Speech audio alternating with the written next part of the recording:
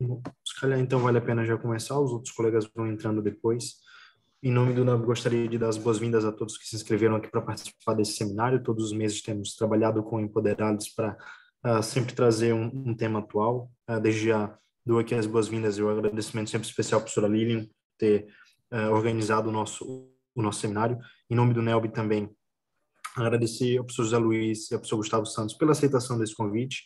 De fato, falar sobre internet e democracia é um tema extremamente atual. Ainda há pouco tempo eu estava num curso que falava exatamente sobre isso, no momento em que as fake news estão sendo ah, disparadas em massa, também num período em que, efetivamente, nós temos o uso das redes sociais como um instrumento muito positivo não, mas um instrumento muito duro que permite de alguma maneira afetar eleições, como nós vimos nos Estados Unidos na última ou na penúltima eleição presidencial, também em relação à saída do Reino Unido da União Europeia. Enfim, há aqui uma potencialidade de coisas. Efetivamente o Estado soberano e o Estado como nós vemos hoje acaba não tendo tantas ferramentas assim para lidar com essas questões. Portanto, é interessantíssimo que nós possamos pensar um pouco sobre essas coisas e como a internet, como as redes sociais, de alguma maneira dialogam com a democracia e o que é que nós podemos fazer efetivamente para que todas essas questões possam ser solucionadas. Portanto, saudar aqui a professora Lilian pela atualidade desse tema. De fato, tem sido sempre a tônica aqui dos nossos seminários com empoderados, que é buscar temas que efetivamente estejam na ordem do dia. Bom, sem mais demoras, eu então passava a palavra à professora Lilian Emerick, para que pudesse, então, apresentar os nossos professores e também falar em nome do Empoderados. Boa tarde a todas, a todos, a todos que nos acompanham. Boa noite àqueles que também nos acompanham a partir de Portugal. Nós estamos muito agradecidos por essa oportunidade de estar fazendo esse seminário mais uma vez com o Núcleo de Estudos Luso Brasileiro da Universidade de Lisboa. Nós que somos do Empoderalis, que é um laboratório de pesquisa e observação em direito da Universidade Federal do Rio de Janeiro, do programa de pós-graduação. E hoje, com muita alegria, recebemos dois grandes amigos aqui nessa tarde, noite, José Luiz e o Gustavo, são dois queridos, participam comigo de várias redes diferentes, que a gente tem integrado e constituído, e, enfim, trabalhado vivamente para que essas redes tenham fôlego, tenham atividades, e tem sido maravilhoso esse convívio e a oportunidade de ter dois professores com uma estrada muito rica, de formação e com uma imersão grande aí no tema que nós estamos tratando na tarde de hoje, que é justamente como o André falou, tratamos dessa questão da internet e a democracia. André, é sempre uma alegria estar aqui com você todas essas tardes e a gente saúda também o povo português aqui através do Núcleo de Estudos Luso-Brasileiro da Universidade de Lisboa. Eu vou apresentar o José Luiz e a nossa dinâmica vai ser assim: o José Luiz fala, depois temos o Gustavo, depois teremos um breve momento de perguntas. Hoje nós estamos com o tempo um pouco mais reduzido, então a gente não vai ter um espaço muito largo para pergunta, mas mesmo assim, se você quiser fazer sua pergunta no chat, pode ficar à vontade. Então, o professor José Luiz Quadros de Magalhães, ele é professor da Universidade Federal de Minas Gerais e também professor da Universidade Católica de Minas Gerais. Professor tem uma longa estrada na rede para o constitucionalismo democrático latino-americano, o que ele presidiu tanto no âmbito internacional como no Brasil. Ele tem trabalhado também com vários temas relacionados a questões de constitucionalismo latino-americano, direito constitucional, teoria constitucional, teoria do Estado, com plurinacionalidade, diversidade, democracia, federalismo, direitos humanos, poder, ideologia, Constituição, internet, democracia, enfim, vários temas aos quais o professor tem recorrido. O professor tem sido também atuante em várias instituições como professor visitante na América Latina. E com isso, Zé Luiz, eu saúdo poder te receber aqui no encontro da gente, e é uma alegria poder estar contigo aqui para além da rede para o constitucionalismo democrático. Então, fica à vontade, Zé Luiz, para você dividir a tua fala conosco nessa tarde e noite. Bom, boa tarde, boa noite, a todas, todos, todas, uma satisfação imensa. Agradecer muito a Lilian pelo convite, né? Cumprimentar o professor Gustavo, meu querido amigo, né? Cumprimentar o André Brito, a Tainara, a Mariana, enfim, a Paula, enfim, todas, Milena, todos que estão aqui, né? Presentes. E o tema, né? O tema proposto, ele é de extrema importância, né? E eu, antes da minha fala, eu peço a Lilian que controle o meu tempo, por favor, quando faltar uns 5 minutos, me avisa para eu fazer e caminhar para o encerramento. Mas eu gosto, antes de entrar no tema específico, né, fazer uma breve introdução sobre o momento que a gente está vivendo hoje na história da humanidade, que é um momento ímpar, é um momento único, né? E não só único, é um momento radical, de uma extrema excepcionalidade. Eu acho que isso é fundamental para a gente pensar qualquer coisa que nós façamos, né, de agora em diante. Nós nunca vivemos um momento de tanta radicalidade e perigo como a gente vive agora. Nós podemos, primeiro, fazer um recorte aqui. O meu diálogo, meus estudos têm sido muito com a teoria decolonial, e aí especificamente com um importante autor, né, filósofo, pensador, hoje reconhecido no mundo inteiro e traduzido para o mundo inteiro, né, que é o professor Henrique Dussel. Né? O professor Henrique Dussel é argentino, mas radicado no México, professor da Universidade Nacional Autônoma do México, e tem, entre vários livros, e a obra dele está disponível gratuitamente na internet, né, um livro que se chama 1492, O Encobrimento do Outro. Livro fundamental, né, para a gente pensar o início da construção do sistema mundo colonial moderno. Então, esse é o primeiro aspecto. Nós estamos vivendo hoje o fim do primeiro sistema mundo. Né? O que a gente teve antes dessa data simbólica, obviamente que 1492 é uma data simbólica, né? Não tem dia, mês e ano para o surgimento do Estado moderno, do direito moderno, né? Claro que não, né? Mas é uma data simbólica, porque ali, em 1492, a gente teve 3 eventos que ajudam a entender a modernidade. O início da invasão da América, né? Chegaram aqui, então, os europeus, né? Os queridos amigos. Morei aí em Portugal, amo demais Portugal, né? Eu fiz meu doutorado e com a orientação de um professor aqui e um professor aí de Portugal, que é o querido professor Jorge Miranda, também da Universidade de Lisboa, um querido amigo, né? E tenho muito afeto, né? E gostei quando, né, vocês comentaram aí que estão morando em Portugal e têm vontade de voltar aí, matar a saudade. Né? Breve vou matar a saudade e visitá-los aí. Né? E aí, então, começa, né? A gente fala, então, eu fiz assim, essa declaração de amor a Portugal, porque agora eu vou falar do início da invasão da América por portugueses, espanhóis, franceses, ingleses, né? Holandeses. Né? O início da conquista não foi um achamento, né? Não foi um descobrimento, essas terras eram habitadas. E segundo muitos autores, e citando especificamente o Henrique Dussel, começa ali a construção desse sistema mundo colonial moderno, com grandes impérios modernos, né? Onde ali teria só no século XVI cerca de 20 milhões de pessoas que morreram, né, a partir dessa invasão e colonização. O que a gente teve antes desse momento foi impérios que foram impérios regionais, né? O Império Romano lá atrás, o Império Chinês, o Império Mongol, o Império Carolíngio, tantos impérios, mas eram todos impérios regionais. Não havia um sistema mundo que funcionasse como uma engrenagem, como uma lógica, né? Como se fosse uma máquina única, como a gente tem a partir desse momento. Ele começa a ser construído a partir desse momento, mas é óbvio que é um processo lento, gradual, de expansão colonial, de industrialização, Revolução Industrial século XIX, etc., até chegarmos nesse momento agora, que é um momento de crise desse sistema mundo colonial moderno. Então, o primeiro aspecto importante para a gente levar em consideração é que nós estamos vivendo hoje uma mudança de era.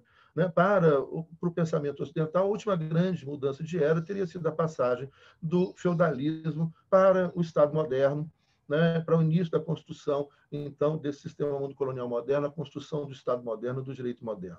Né? E nós estamos chegando agora ao fim desse sistema mundo colonial moderno. Então, as mudanças e a radicalidade do momento é impressionante.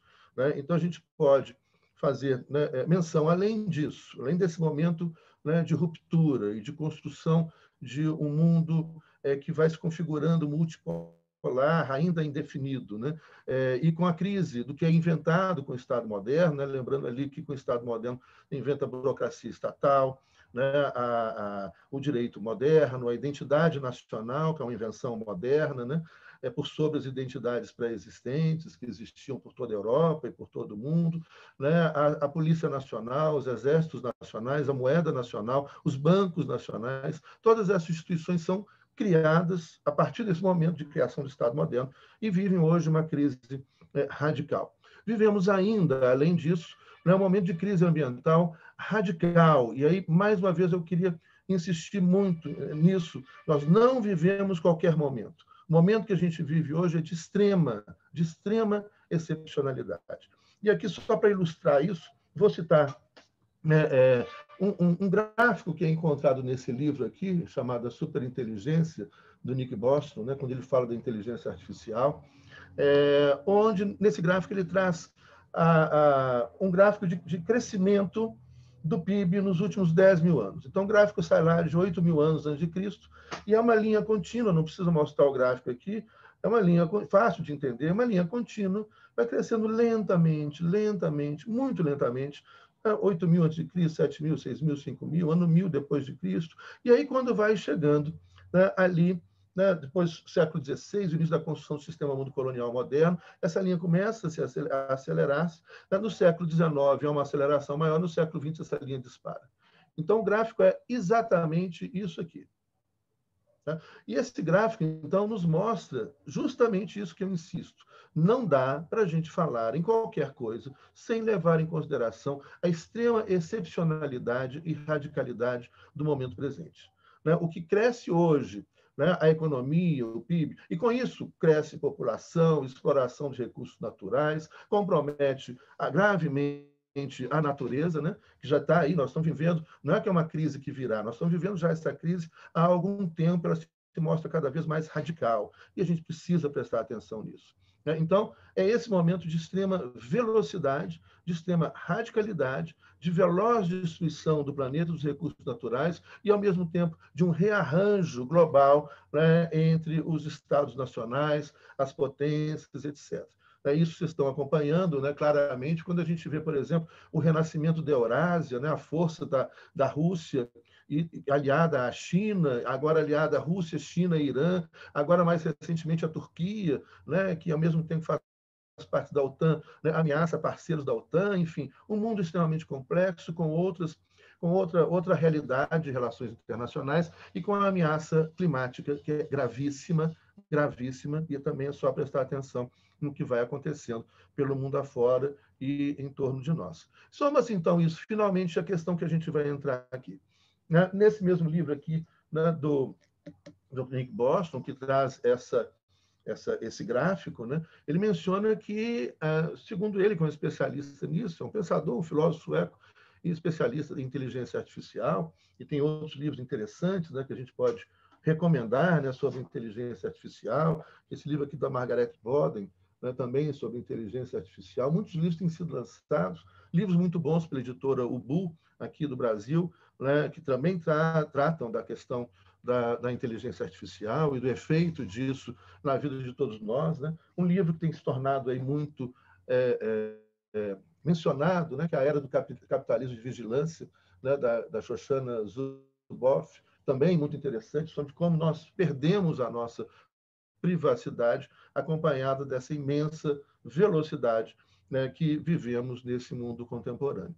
Então, o que a gente agrega aí, ao lado da inteligência artificial, é o uso da inteligência artificial, que é um algoritmo que cria algoritmos. Se a gente fala em inteligência, essa inteligência justamente ela cria, ela vai muito além da sua programação, e o que o Nick Bostrom, né, menciona é que ele fala, olha, até no máximo 2070, mas isso pode acontecer a qualquer momento. É tanta gente pesquisando, estudando, né, e criando nesse campo, que isso é uma virada de chave que pode acontecer amanhã, mas, segundo ele, no máximo em 2070, que seria uma inteligência artificial completa, né, que faria tudo simultaneamente. Né? A gente tem hoje já, a gente vê isso muito, coisa que era recentemente, né, presente nos filmes e seriados de ficção científica. Hoje, por exemplo, é possível você criar uma inteligência artificial com a personalidade de uma pessoa que morreu. É tão grande o rastro que a gente deixa, né, na internet, que a gente, né, pode criar uma inteligência artificial que responde, né, que dialoga e que que agirá de acordo com o que aquela pessoa que não existe mais entre nós, né, como ela agiria. Né? Isso por quê? Porque a gente deixa um rastro gigante em todas essas redes sociais, em tudo isso. A inteligência artificial, então, ela passa a ser inserida dentro de uma lógica de poder global, dentro de uma lógica, ou seja, como um mecanismo inserido, como um mecanismo de guerra híbrida. Então, aqui vamos chegando no nosso ponto central. O que seria guerra híbrida? Guerra híbrida não é novidade, é um conceito, foram lançados alguns livros recentemente sobre esse tema, mas o conceito não é novo, é quando você utiliza diversos mecanismos, né, para conseguir objetivos, né, que seriam objetivos conseguidos por meio de uma guerra convencional. A guerra entre exércitos nacionais, por exemplo, lembrando que os exércitos nacionais foram criados simbolicamente a partir de 1492 em diante. Então, além dessas guerras convencionais, você tem o que não é novidade, guerra econômica, uma guerra comercial, hoje é uma guerra aberta, né, entre Estados Unidos e China, como guerra comercial, né, uma guerra psicológica, também não é novidade, só que os mecanismos vão se sofisticando cada vez mais, né, uma guerra midiática, uma guerra de informação, uma guerra cibernética, que é uma guerra que ocorre 24 horas, né? Existem, então, portanto, companhias, batalhões de exércitos, né, da OTAN, né, dos Estados Unidos, da que faz parte, que lidera a OTAN, que agora também está tendo mudanças radicais contemporaneamente, né, da Rússia, da China e outros exércitos pelo mundo afora, que têm hackers, né, que fazem essa guerra cibernética 24 horas, tentando entrar no sistema de computação de um ou de outro país. Né? Se conseguir entrar, você para o país. Nos Estados Unidos, China, você para até elevador, né? Você para até escada rolante de shopping center, você para tudo. Né? Para o tráfego aéreo, para a bolsa de valores, para o metrô, para tudo. Né? Para tudo. Uma guerra cibernética, 24 horas, uma guerra eletrônica, que é uma forma de afetar o normal funcionamento dos aparelhos, de aviões e outros instrumentos utilizados para a guerra convencional, né? Isso a gente vê e tem acompanhado, né, diariamente essa guerra eletrônica entre Rússia e Japão, Rússia e OTAN, Rússia e Estados Unidos, né? China e também essa guerra eletrônica, onde estão aí aparelhos sofisticadíssimos, e a Rússia tem desenvolvido isso muito, que afeta, por exemplo, os instrumentos de voo, de aviões, de caças, né? E de outros equipamentos militares os mais variados. E, além disso, instrumentos sofisticadíssimos que vão surgindo, né, no início do século XXI.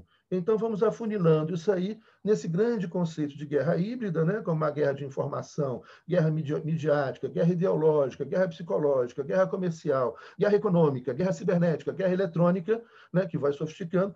Chegamos a outros mecanismos que têm sido utilizados, alguns deles até testados no Brasil, como o lawfare, por exemplo. O lawfare é um instrumento para afastar governos que não interessam, no caso, né, dos Estados Unidos e o Pentágono, que frequentemente, né, o tempo todo, lembrando que, aí mencionando um filósofo italiano, Domenico Lossurdo, né, no livro dele A Linguagem do Império, livro fascinante de leitura obrigatória, ele menciona que os Estados Unidos iniciaram uma guerra, em média, uma guerra a cada 3 anos desde a sua independência. Eles iniciaram mais de 70 guerras.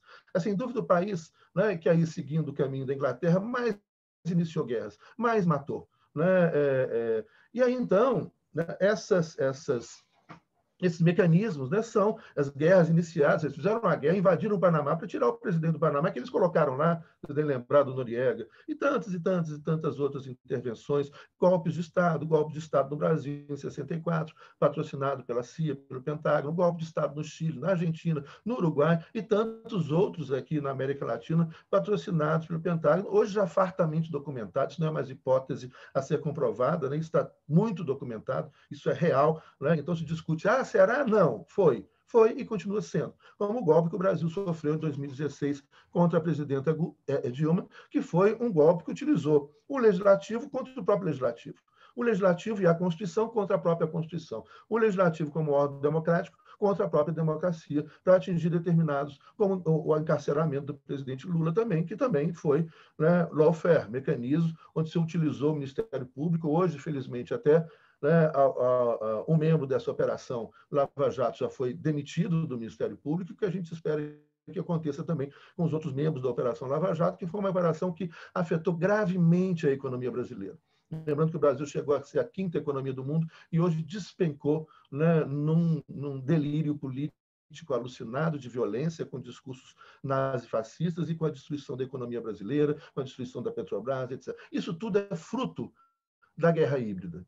Isso é guerra.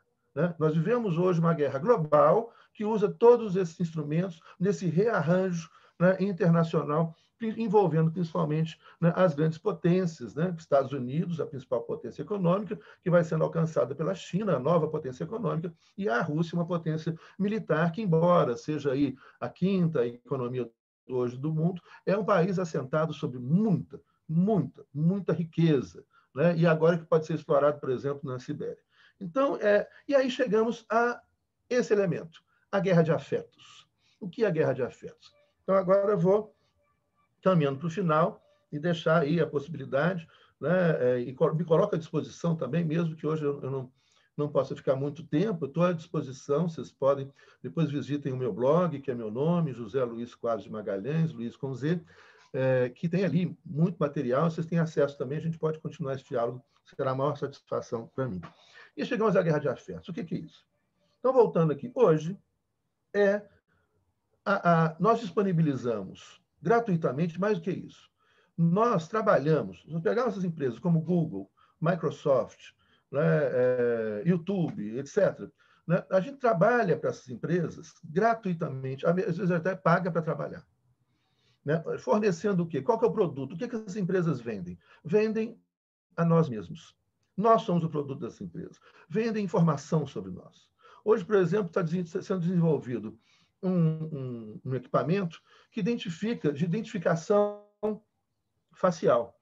Né? E quem fornece, né, milhares, milhões de fotografias, né, centenas de fotografias sobre nós mesmos. Né? Um monte de fotografia que a gente posta aí, né, em WhatsApp, em YouTube, etc. E você vai criando, então, um arquivo gigante de informação sobre cada pessoa, de fotografia sobre cada pessoa. É possível, com 100 likes no Facebook, você identificar, né, idade, cor, posicionamento político, profissão da pessoa. Com 300 likes, você já afunila isso. Né? E hoje você dispõe de zilhões, incontáveis. Né? É muita informação sobre todo mundo. Né? E aí vamos, então, afunilando para o caso, e aí recomendo um livro do Giuliano. Eu vou pegar esse livro aqui, gente. Daqui a pouco eu menciono chama Engenheiros do Caos, me lembrei. Engenheiros do Caos, do Giuliano da Empoli. Imperdível. Esse livro de leitura obrigatória para quem quiser entender a guerra de afetos, né? O uso da inteligência artificial e das informações a nosso respeito contra nós mesmos e contra a democracia. Giuliano da Empoli é um autor italiano. Né? O livro foi publicado aqui no Brasil com o título Engenheiros do Caos. Tá? Nesse livro ele menciona, por exemplo, que a propaganda do Brexit no Reino Unido, né, e na época foi uma companhia específica que acabou, só que a tecnologia está disponível para ser usada por quem tenha muito dinheiro, acesso a essa tecnologia e tem dinheiro para comprar as informações sobre as pessoas. Então, o que aconteceu? Né, a Cambridge Analytica, ela vai construir essa técnica, né, de intervenção, de manipulação da opinião pública, gerando raiva, gerando medo, gerando ódio. Então, isso se junta. Né? A gente junta hoje as campanhas eleitorais, misturando ali a física de dados, né, a física quântica, a engenharia de dados, misturando isso com as ciências com a psicanálise, que é fundamental, com a psicologia social, mas eu diria que até mais importante que a psicologia social nesse caso é a psicanálise. A ideia é o que é? Como nós vamos afetar emocionalmente o eleitorado? Então, a primeira coisa, compro milhões, bilhões de informações. Né?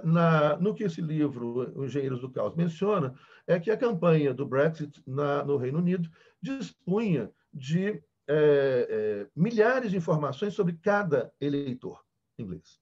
E se pegar hoje, num país como o Reino Unido ou nos Estados Unidos, todo mundo usa a internet. Aqui no Brasil chega, o último dado que eu li, 75%, etc. Mas aí, pela Europa, todo mundo usa a internet. Ou seja, todo mundo disponibiliza muita informação a seu respeito. E a inteligência artificial, então, se abastece a inteligência artificial e faz um pedido, né? Sistema de input, output. Olha, o que eu quero da inteligência artificial? Ou seja, então, a primeira informação que você vai buscar, como afetar. Então, nós estamos falando de afetação emocional. Como afetar as pessoas? O que incomoda? O que incomoda, por exemplo, aquele eleitor inglês que vive lá no interior da Inglaterra, numa cidadezinha pequena, com uma pequena propriedade rural, com as suas ovelhinhas, uma vida pacata. Né? O que ele tem medo? Ele tem medo da invasão dos muçulmanos, né, dos turcos na União Europeia. Oi? 5 minutos. Nossa Senhora. Na União Europeia, esse é o grande medo. Então, o que começa a fazer? Você começa a inteligência artificial, ela começa a criar notícias que são direcionadas a grupos de pessoas. Essas pessoas são afetadas por isso aqui. Isso aqui é o grande incômodo delas. Aquelas outras pessoas são afetadas por aquilo outro. Né? E assim por diante. Você tem um mapa que você vai dividindo. Ou seja, é possível, hoje é criado um mundo paralelo, artificial, para cada pessoa que usa isso aqui. A inteligência artificial sabe de cada um de nós, sabe como nos afetar emocionalmente. E então, a inteligência artificial cria em segundos, assim como você tem hoje usando a inteligência artificial em escritórios de advocacia, em consultórios médicos, fazem diagnóstico, fazem recursos, fazem decisões, né? Enfim, ela faz isso em segundos, o que a gente demora horas, às vezes semanas para fazer. Ela redige, então, são milhões de notícias. Notícias falsas para afetar aquele grupo, outras notícias para afetar aquele outro grupo. A ideia é a afetação. Então, a ideia é tirar as pessoas do campo da racionalidade, da discussão racional da política, e jogá-las para uma discussão irracional, de afeto, de emoção radicalizada.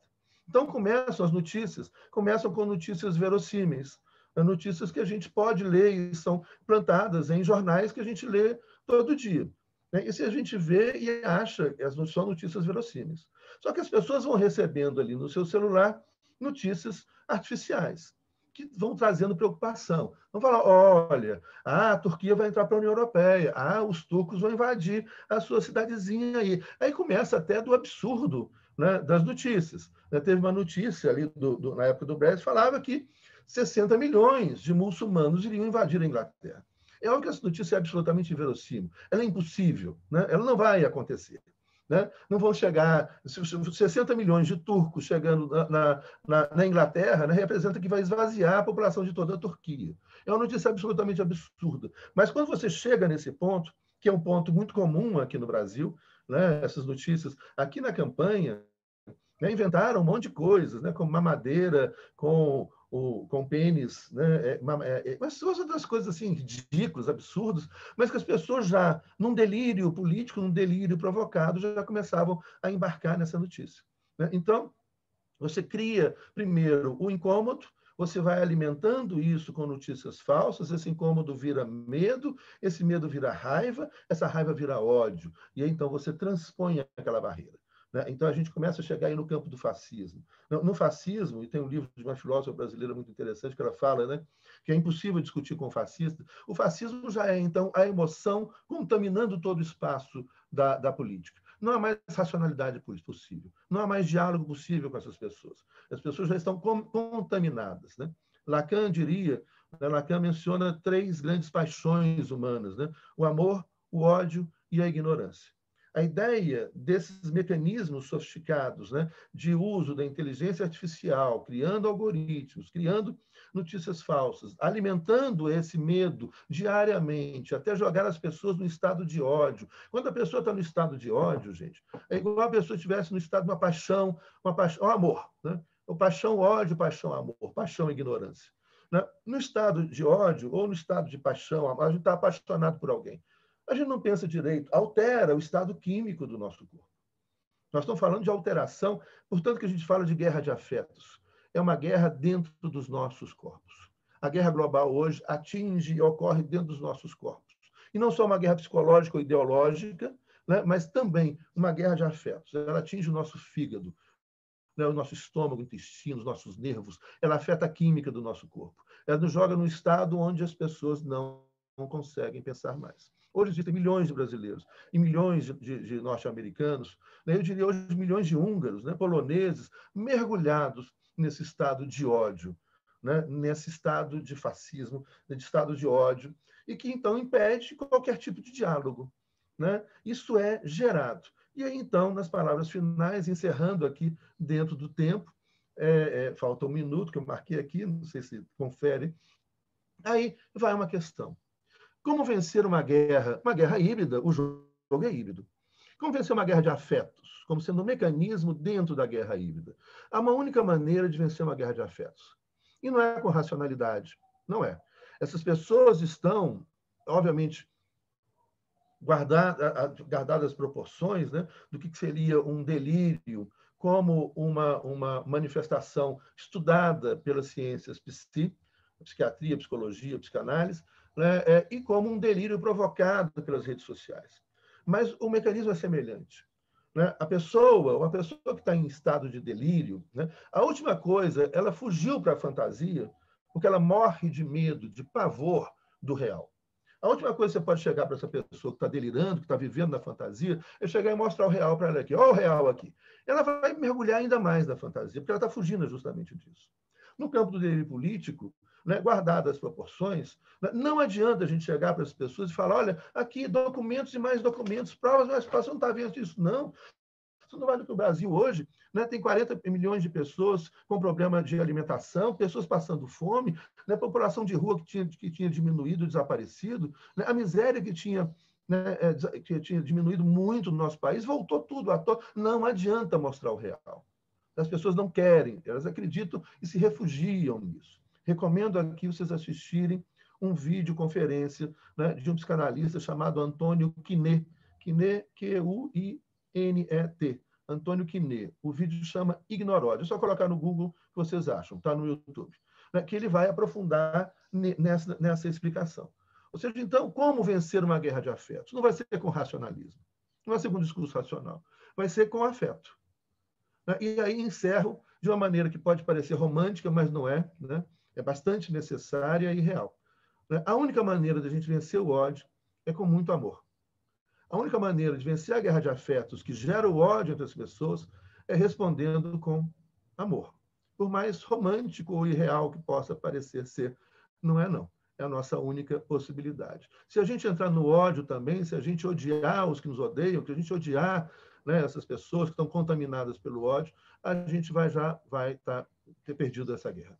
Porque a gente entra já com a manifestação, que é a manifestação que esses caras, né, que manipulam as redes sociais, que é o grande, são as pessoas que mandam no mundo, são os caras que têm grana, né? Essas pessoas, os caras que têm muito dinheiro. Né? Aí a gente já terá, eles terão vencido, porque eles terão conseguido, de todos nós, né, nós nos matarmos, né, nós nos destruirmos e destruirmos a nossa sociedade, né, os nossos países, o nosso sistema democrático, etc. Gente, muito obrigado pela atenção e obrigado, Lilian, mais uma vez por essa oportunidade de falar de um tema tão importante, né, tão fundamental, que precisa ser decifrado, esmiuçado, né, por todo mundo, para a gente poder se defender disso que acontece no mundo inteiro, em alguns lugares mais do que o outro, eu diria, aqui no Brasil, Estados Unidos, né, onde vem crescendo esses discursos, cresceram, já vem de algum tempo os discursos de ódio, né, ou como o crescimento do fascismo, do nazismo, né, aí na Europa e expresso aí de um governo de um sujeito horroroso como Viktor Orbán, né, na Hungria, né, os movimentos também de intolerância, né, na Polônia, né, que lembram, né, e que lembram a intolerância fascista, o ódio fascista, né, ou a política fascista. Muito obrigado. Oi, Zé Luiz, que gosto poder te ouvir, embora a mensagem nos deixe assim, um pouco assustados, porque, de fato, estamos vivendo tempos incomuns, né? Totalmente diferentes do tradicional e com tantas repercussões sobre a nossa vida, né? Então, essa mensagem aí de que temos que vencer pelo afeto também é uma mensagem que nos desafia, né? Nos desafia a enfrentar o mal com o bem, né?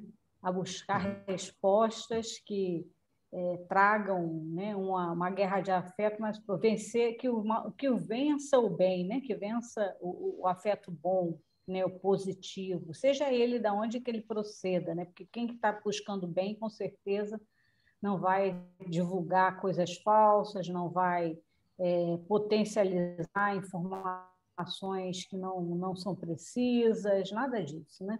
E vai contribuir. Então, muito obrigada, Zé Luiz. Deixa agora apresentar outro querido professor, Gustavo Ferreira Santos.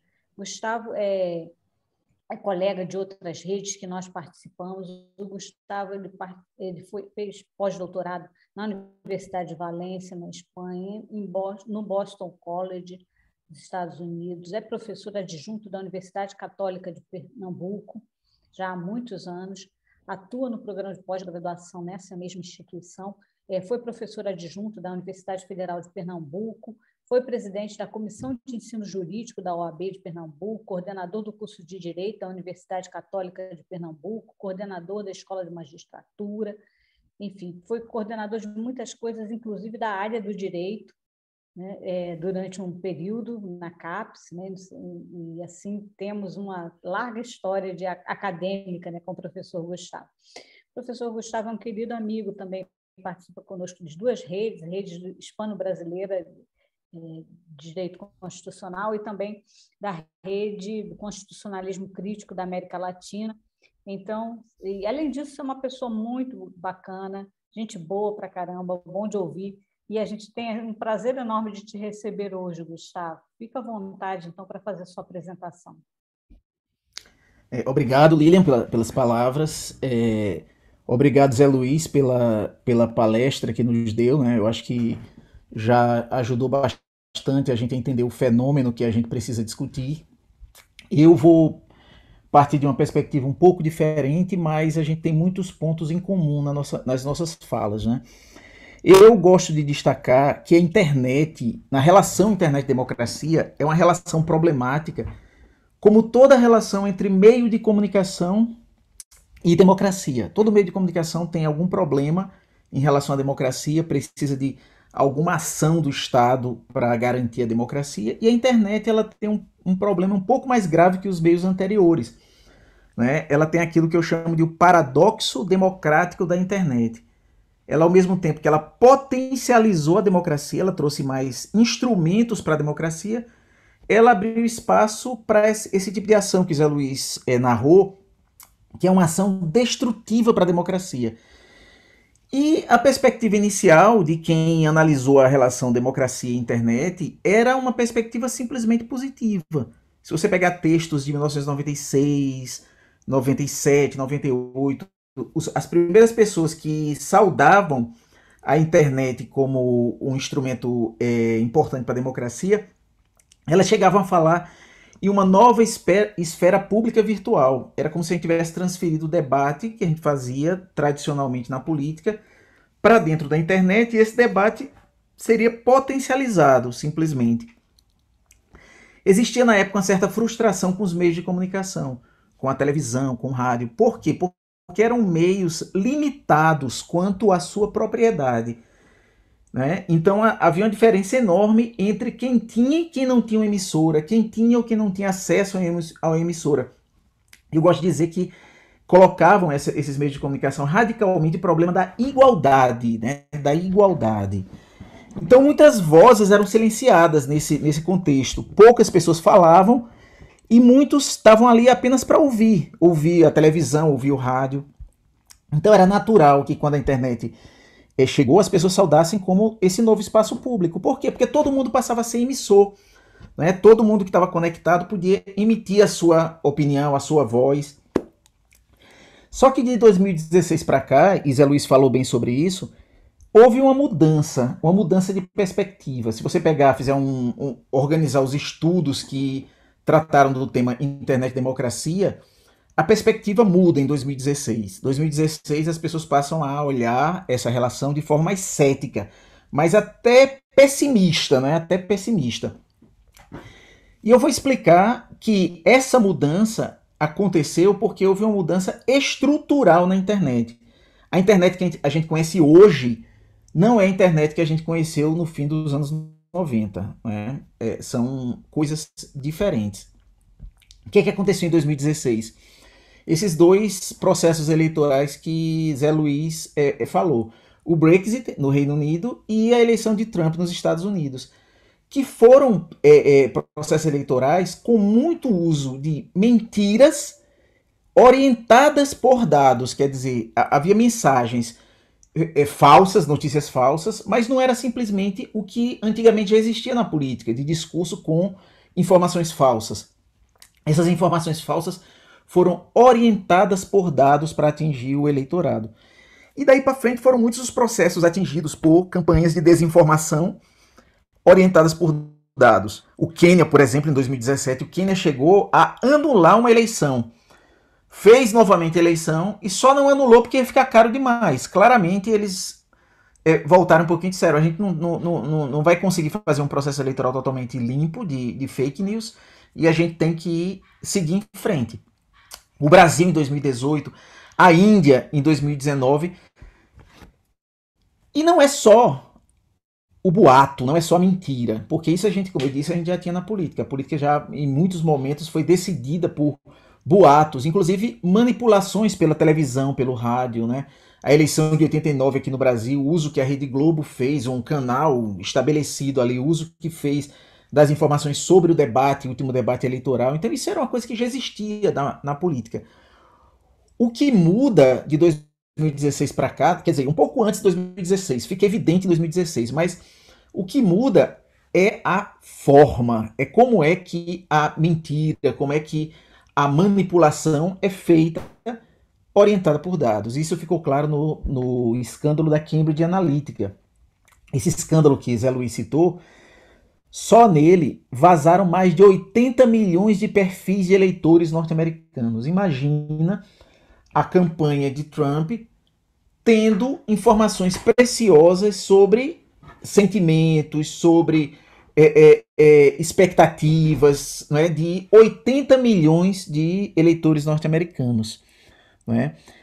E as redes sociais são responsáveis por isso, elas mudaram a internet, não é? Elas elas se transformaram em fontes de dados, em locais de coleta de dados muito importantes. Não é? Hoje, a gente pode dizer que as redes sociais conhecem muito mais a nossa personalidade do que os nossos cônjuges conhecem. Há um caso bem conhecido, que é o caso da Target nos Estados Unidos, que é uma varejista famosa que tem um sistema de autorização de crédito que é considerado um dos melhores do mundo. E esse sistema, ele dispara... só um minutinho. Desculpa, pessoal. E esse sistema ele dispara correspondência para os clientes a depender dos hábitos, quer dizer, a depender do comportamento que as pessoas tenham frente às compras, né, ao seu perfil de consumo. Então tem um caso bem conhecido que é o caso de um sujeito que recebeu um e-mail da Target dando parabéns pelo novo membro da família. Né? Essa história é bem conhecida, que era um cálculo que o sistema, né, de inteligência artificial faz, que bem mais simples do que esses 100 ou 200 ou 300 likes, Zé Luiz, que é 3 produtos que, se forem comprados ao mesmo tempo, significa que a pessoa que comprou é uma mulher que está grávida ou o marido de uma mulher que está grávida. Eu não sei exatamente quais são os produtos, mas devem ser coisas assim do tipo, comprou ácido fólico, hidratante e outra coisa. Aí imediatamente vai o e-mail. E o homem recebeu o e-mail, virou para a esposa e disse: mulher, vê que loucura, a Target enlouqueceu. Ela mandou um e-mail para mim, dando parabéns pelo novo membro da família. Quando ele diz isso, a filha adolescente que estava na sala começa a chorar e diz: pai, eu estou grávida. Ou seja, a Target soube, né, da gravidez da menina antes do pai saber, porque pelo hábito, pelo perfil de consumo.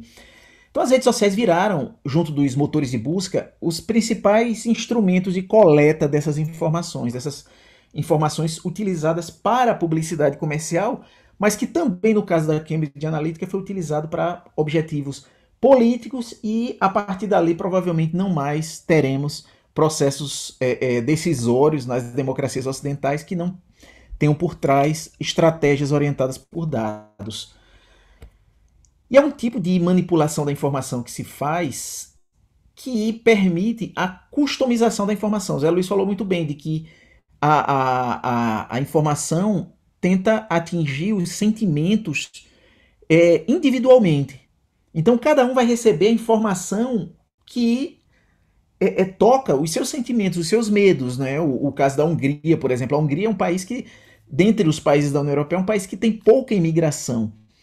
No entanto, eles notaram, né, o Orbán e companhia, eles notaram que o medo do imigrante é uma coisa muito forte. Por quê? Porque a Hungria está na passagem de muitos imigrantes que querem chegar na Alemanha. Muitos refugiados que querem chegar na Alemanha. Na verdade, eles não querem a Hungria, eles querem a Alemanha. Mas, por causa disso, eles notaram que há um medo generalizado na população, eles alimentam mais esse medo e se transformou ali no principal instrumento de retórica do grupo político. O que aconteceu isso no Brexit também, né? Que criou fenômenos como, por exemplo, cidades que foram as mais beneficiadas por fundos europeus serem cidades onde o apoio à saída da União Europeia foi maior, né? Claramente com uma campanha manipulada. Na Polônia, por exemplo, na Polônia tentaram no primeiro momento usar também esse medo do imigrante, mas como ali é que não tem mesmo muitos imigrantes, viraram o foco, né, e passaram a usar principalmente o medo dos homossexuais, né, da ditadura gay, vão transformar os seus filhos, vão transformar a cultura católica cristã, e assim vai.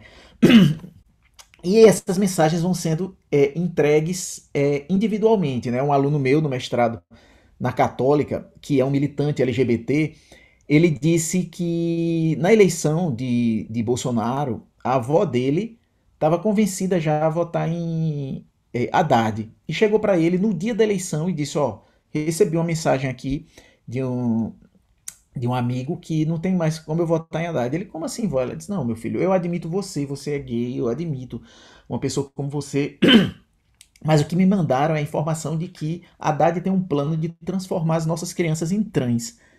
Aí ele disse assim, parece uma coisa totalmente absurda, né, essa informação. Mas ela acreditava, porque ela veio de um grupo da igreja, um padre fala sobre, e assim vai.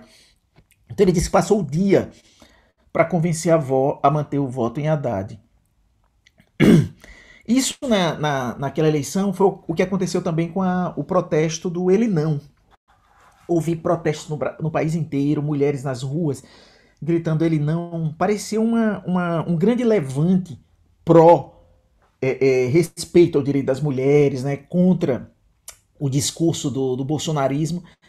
E em pouco tempo, né, em questão de horas, eles transformaram aqueles protestos todos em algo contra Haddad, porque eles começaram a disseminar nos grupos mais conservadores, nos grupos das igrejas, imagens de manifestações feministas mais radicais, como do Fêmea, né, as mulheres fazendo nuas, fazendo aquelas performances na rua tal, e dizendo, olha aí o que é que está acontecendo. Eles pegaram imagens do mundo todo, né, escolheram o que era mais, o que ia chocar mais e saíram distribuindo.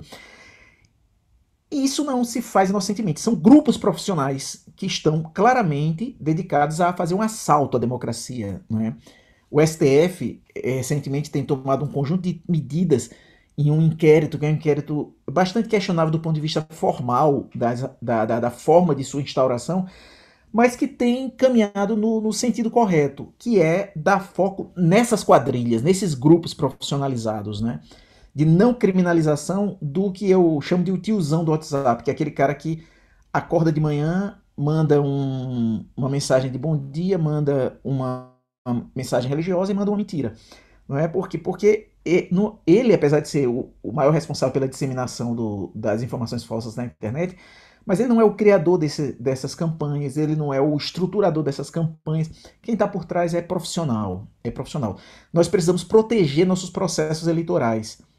Se você pegar a França, por exemplo, que fez uma lei específica contra fake news, a lei francesa é uma lei muito focada em processos eleitorais. Nós erramos bastante aqui no Brasil. 2018, o TSE tinha condições, tinha informações que poderiam justificar uma atuação um pouquinho mais dura, uma atuação um pouquinho mais ativa. E nós erramos, né? O TSE assistiu o crescimento, né, aquele volume de informações falsas, só reagiu quando as informações atingiam diretamente a justiça eleitoral, né? Se você pegar no primeiro turno, ela não tem ação nenhuma contra fake news. Ela tem criado, inclusive, um comitê de especialistas para assessorar. O TSE não reuniu nenhuma vez no primeiro turno, e no segundo turno, quando o TSE reage, ele reage para responder às fake news sobre a urna eletrônica, né? Então a gente errou bastante em 2018, e eu acho que é uma necessidade agora da gente pensar os próximos períodos eleitorais, né? Com também uma profissionalização do combate a esses grupos, né? E atingir diretamente o núcleo deles. Mas vejam, eu acho que a nossa reflexão sobre a internet ela não pode ficar somente em torno das ameaças que a internet traz. Quando a gente apenas pensa nas ameaças, quem está ganhando é quem ameaça, né? A gente precisa também associar sempre a essa reflexão sobre as ameaças as potencialidades da internet, né? Esse paradoxo democrático é formado por, de um lado, ameaças, não é? de desinformação, discurso do ódio, mas do outro lado, de uma potencialização da democracia, com o maior número de pessoas no espaço público, com o maior número de discursos circulando, fontes diversas de informação, né? Essa capacidade de transformar todo mundo em missão é uma qualidade insuperável da internet. A gente precisa trabalhar isso. Também esse papel que a internet tem de disponibilização de fontes de informação. Uma democracia vai ser mais rica quando ela for mais plural em número de fontes de informação. E a internet permite isso, que a TV, o rádio, os jornais não permitiam, né? Nos últimos anos, se a gente pegar nas redes sociais aqui no Brasil, nos últimos 2 anos, o número de novas lideranças indígenas que apareceram e tem se destacado é enorme, de jovens, mulheres indígenas, falando constantemente no Twitter, no Facebook, no Instagram. O movimento negro tem usado razoavelmente bem as redes sociais, não é, divulgando pautas. É evidente que tudo isso vai ser usado também por essas máfias digitais, né, por essas quadrilhas digitais que vão pensar aspectos desses novos discursos que começam a aparecer, e vão usar para radicalizar o seu público e atrair certo público conservador, né, que tem certos medos, mas a internet também tem seu potencial emancipador, né? E eu acho que os professores podem fazer um papel importante, né, distribuindo informações de qualidade, sinalizando informações de qualidade. E a gente tem que pensar a exclusão digital. Exclusão digital ainda é um problema no Brasil. Zé Luiz falou de 75% da população com acesso à internet. Isso é um dado de 2020 do Comitê Gestor da Internet do Brasil, de que 75% da população com 10 anos ou mais tem acesso à internet. Mas há problemas. Veja, 75% já não é um número para se festejar. Poderia chegar mais perto de 100%. Mas dentro desses 75% há problemas. Dos usuários da internet, 99% tem celular. Mas 58% desse público só acessa a internet pelo celular. E se você pegar nas classes D e E, o cenário é pior, porque 85% das pessoas que acessam a internet apenas acessam pelo celular. E pelo celular tem a limitação dos pacotes de dados que são previamente construídos, e as operadoras fazem aquela disponibilização de WhatsApp infinito, né, e transforma as pessoas reféns do WhatsApp. O WhatsApp foi o principal instrumento de divulgação de informações falsas nas eleições de 2018. Ano que vem vai ter um papel importante também, né, associado a um outro que vai ser usado muito para alimentação dos grupos, né, dos grupos de transmissão das informações falsas, que vai ser o Telegram, né? O Telegram em 2018 não teve uma importância tão grande, mas no ano que vem vai ter uma importância maior, porque em 2018 apenas pouco mais de 10% da população brasileira tinha o Telegram instalado nos seus celulares. Hoje, nós temos mais da metade da população com o Telegram instalado. Veja, então essa questão da exclusão digital é uma questão a ser debatida ainda. A academia precisa pensar sobre, precisa falar sobre, né? O objetivo da gente em relação à internet é ver caminhos para viabilizar mais vozes, né? Mais pessoas ouvindo, mais pessoas falando, né? Mais pontos de vista nesse meio na internet.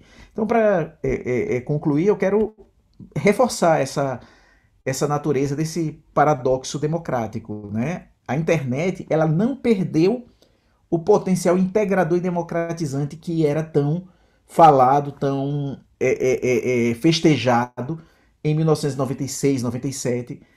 O que aconteceu foi que esse potencial integrador e democratizante foi instrumentalizado para desacreditar a internet, para destruir a internet não, a democracia, para destruir a democracia, não é? É um instrumento poderoso demais, a internet é um instrumento poderoso demais. E agora, com essa disponibilidade grande de dados e a capacidade grande de trabalhar esses dados, né? Porque acumular muitos dados há 15 anos atrás a gente acumulava, mas a gente não sabia usar esses dados como a gente sabe hoje, né? E a gente vai trabalhar, tem que trabalhar sempre com esses riscos, né? A gente vai trabalhar daqui para sempre, daqui para frente sempre com esses riscos. Então nós precisamos, ao mesmo tempo, alimentar o que tem de melhor na internet e agir de forma cirúrgica contra aquilo que a internet tem de pior. Observar que as outras democracias constitucionais têm feito, muitos vão errar, a gente aprende com os erros também deles e é inevitável que a gente também erre. Então, essas eram as minhas palavras iniciais. Fico à disposição para perguntas. Obrigada, Gustavo, pela tua fala, que trouxe aqui tanto dados negativos quanto positivos da internet, esse uso desses mecanismos de customização da informação, como você mencionou, e quanto isso pode ser danoso em alguns momentos para a democracia, desse assalto à democracia promovido por esses grupos profissionais, né, que atuam mesmo para desconstruir um modelo democrático, para tirar credibilidade de tudo e de todos, né? E, ao mesmo tempo, com o potencial, né, de ser usado por movimentos, por ser um uso mais fácil e, ao mesmo tempo, barato, né, para disseminar boas informações também, é um espaço que também permite isso. E ficamos aqui com essa necessidade, né, de agir em relação a tudo isso, para potencializar o que é bom e, ao mesmo tempo, para bloquear, né, o que é mal, de certa forma. Então, aí eu trago agora as perguntas. Aqui eu tenho uma pergunta feita pelos participantes no chat, mas eu vou trazer uma para vocês dois. Vocês acham que a regulamentação pode ser um ponto positivo? O que a ação do direito pode contribuir nesse processo? Hoje a gente tem várias medidas sendo feitas pelas redes privadas, né? O bloqueio de perfis e contas falsas, etc., que muitas vezes são feitas pelas próprias redes, né, que patrocinam redes sociais. Acha que esse é o melhor mecanismo de regulação? Tem que haver uma regulação normativa, o judiciário também deve atuar, enfim, quem deve estar chamando essa responsabilidade, né? Essa seria a minha pergunta. E a outra eu já vou fazer aqui também, vou dirigir aos dois, porque aqui não está identificado para qual professor, né? Então, está assim, professor, o senhor conhece o projeto Metaverso do Facebook? Um universo paralelo que pretende sofisticar as redes sociais com o uso da realidade virtual. O senhor teme pela regulamentação tardia do uso destas tecnologias? Então, eu deixo essas duas perguntas aí para vocês responderem. Pode começar você, Zé Luiz, e depois passamos para Gustavo. Está sem o som, Zé Luiz. Esquece. Bom, obrigado, né, pelas perguntas, né? parabenizar o Gustavo aí pela sua palestra, né? Foram complementares, é interessantíssimo isso. E, sem dúvida, Gustavo, a gente tem que entender esses mecanismos e descobrir como usar esses mecanismos favoravelmente em defesa da democracia. Isso é fundamental. Fundamental. Bom, com relação à regulamentação da pergunta, bom, a regulamentação é necessária, né? Agora, a gente tem algumas questões que envolvem isso. Eu acho que o direito, e principalmente o direito nacional, a capacidade de regulamentar isso de forma eficiente, né, pelo direito interno, pelo direito nacional, ele é muito difícil. Talvez quase impossível.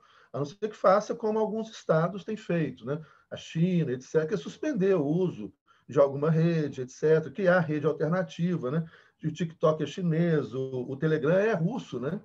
Então, isso é uma forma de criar de ocupar esses espaços, proibir, etc. Agora, eu acho que a gente está num momento que a gente precisa voltar a falar, e mais uma vez eu posso parecer romântico, gente, mas não é não, assim. Eu acredito mesmo, acredito que a gente tem que apostar mais na ética, né, e começar a trilhar esse caminho da ética, construir. Nós temos que voltar a apostar na necessidade e possibilidade de construção de uma sociedade ética, para além simplesmente das fórmulas jurídicas punitivistas. Eu não acho que a gente vai resolver isso com o direito penal, punindo, encarcerando. E é a coisa que o Gustavo colocou. De repente, você vai punir o sujeito lá, o tiozão, lá que divulga, e não toda a estrutura que está por trás, que está fora do Brasil, que, né, que é gigante, que é poderosa, e que tem muita grana e que não vai chegar até eles. Então, eu acho que o caminho não é um caminho punitivista, não é um caminho do direito penal. A gente tem que trabalhar com isso, com alternativas democráticas. Então, criar alternativas democráticas, a pesquisa, muita gente pensando isso, fazendo como, não da forma, veja bem, não estou falando que é da forma como a China e Rússia, né, outros países fazem, mas é usar isso, essa tecnologia, a favor da democracia. Né? E lembrar também que a gente está enfrentando gigantes corporativos, gigantes. Né? Hoje, as empresas mais poderosas, com maior valor de mercado do planeta, são justamente essas empresas de comunicação. Está lá, eu até estou anotando aqui para não esquecer, a Microsoft, YouTube, Facebook, né? WhatsApp, TikTok, chinesa. Muitas dessas empresas têm um valor do PIB brasileiro, que a gente pode ser artificial, mas são gigantes que saem do controle, esses bilionários, né? Que a gente acha, esses caras, a gente não pode contar com a ética deles, né? Com a imparcialidade política deles, para a gente achar que eles são bonzinhos e vão punir corretamente, né? Que eles são imparciais, que eles vão fazer o papel de um judiciário público, né? de uma república. Não vão fazer isso. E esse poder está muito na mão desses caras, né? Então, é um desafio imenso. E aqui eu queria mesmo colocar nessa crença, né? Numa aposta, né? Não sei se é uma aposta ou crença. Não é crença nem aposta. Mas, assim, eu acho que nessa busca de uma solução ética, de voltarmos a fazer, né, o direito não vai ter sozinho como controlar isso. E principalmente o direito nacional, o direito interno dos Estados nacionais. Não tem, não vai. A não ser que você crie mecanismos fortes, autoritários, e mesmo assim, sei lá. Né? Mas fica assim, nós temos que discutir isso, entender esses processos, divulgar esses processos, usar a tecnologia a nosso favor, usar essa imensa tecnologia ao nosso favor. E, principalmente, não acreditar que esses bilionários são bonzinhos, né? E não vão contar com a ética deles. Eu estou falando de uma ética pública, né? De uma ética comunitária, de uma ética de uma sociedade. Nós somos de uma república, né? E não de que soluções individuais, né? E que esses caras, donos aí de Microsoft, etc., que a gente possa contar com eles. Não, a gente pode contar eles como contra a gente, defendendo o interesse deles, né? E não os nossos. Mas é isso. Eu não conheço esse projeto Metaverso, mas já fiquei com medo dele, né? Também. Eu já fiquei com medo dele. E eu acho que a regulação sempre vai ser tardia. Infelizmente, a velocidade de mudanças nesse meio é muito grande. E Zé Luiz tem razão de que o Estado Nacional tem uma limitação enorme. A internet é integrada internacionalmente. Quando você limita, você também tira potenciais importantes da internet. Eu tenho um amigo que uma vez botou no Facebook, há uns anos atrás, assim, ele tava dando uma volta ao mundo, aí disse, eu vou para o Irã, aí vou ficar sem Facebook, porque o Facebook não funciona lá, e no outro dia ele botou assim, não, pessoal, eu tô no Irã, o Facebook funciona, é só baixar um programinha que o governo disponibiliza que você pode usar o Facebook. Programinha espião, né? Muito simples, né? Um programinha espião. Mas eu acho que a gente vai ter regulações, porque a regulação é totalmente diferente, Lilian, da regulação dos meios que a gente conhecia. Regulações que a gente conhecia para rádio e televisão, o mundo democrático tem uma história de regulação, né?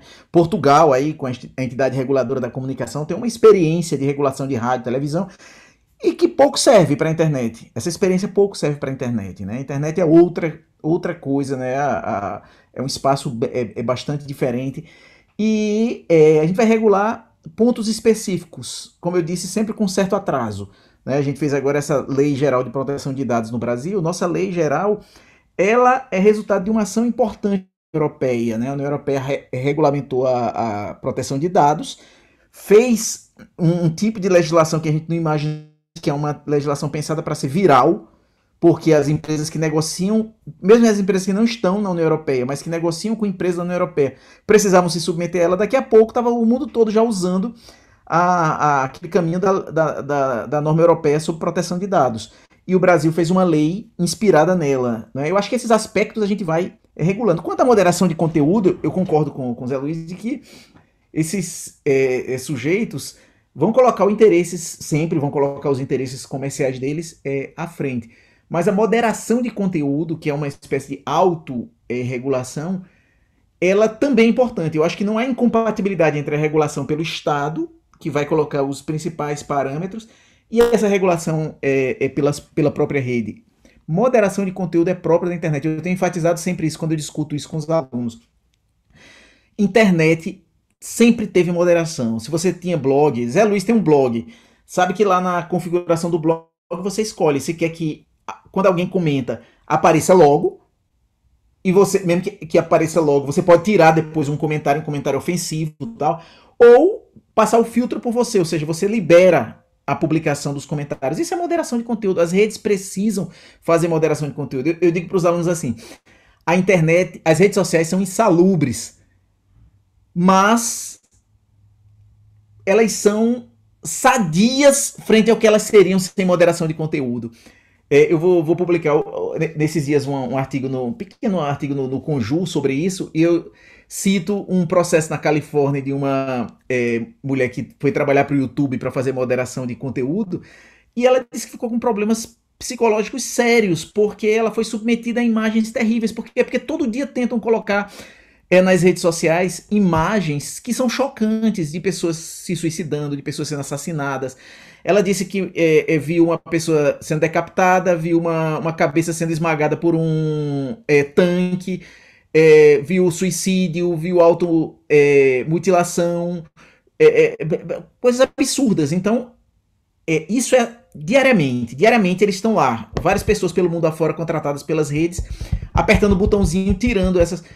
E a exclusão de Trump das redes, essa exclusão que foi feita hoje dos vídeos de Bolsonaro associando vacina à AIDS, essa moderação de conteúdo é importante. Agora também é importante que a gente tenha a heterorregulação, que é a regulação pelo Estado, com o Estado cobrando que elas tenham políticas mais claras, porque as políticas de moderação não são claras em nenhuma das redes, e que estejam submetidas também à fiscalização a posteriori, quer dizer, elas tomaram a decisão de tirar o vídeo, tem que ser conhecida pelo Estado, por entidades privadas, né? Quais foram as decisões para que sejam criticadas, né? Para que sejam criticadas. Então a gente fazer um controle sobre esse controle que eles têm. Então eu acho que eu sempre digo, a gente não vai resolver totalmente o problema, né? Eu acho que não há soluções mágicas para esse problema. A gente vai trabalhar o tempo todo no meio do... Sabe aquele negócio que o pessoal diz, trocar o pneu com o carro andando? A gente vai o tempo todo ficar trocando o pneu com o carro andando.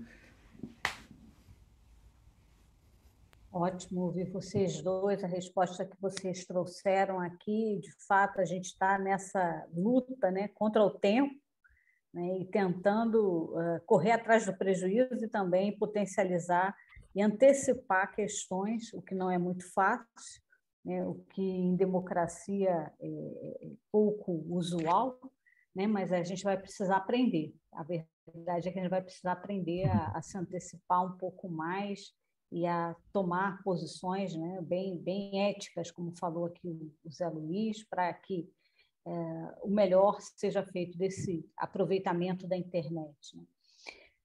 Eu agradeço muito a Gustavo e a José Luiz por esse momento maravilhoso, nessa tarde e noite aqui conosco. Os dois estão com horário bem limitados agora, porque tem atividades logo a seguir. Então, com isso, eu agradeço mais uma vez a presença de vocês no nosso evento. A alegria de tê-los conosco, é sempre um gosto estar com ambos, né? São amigos do coração e parceiros de academia.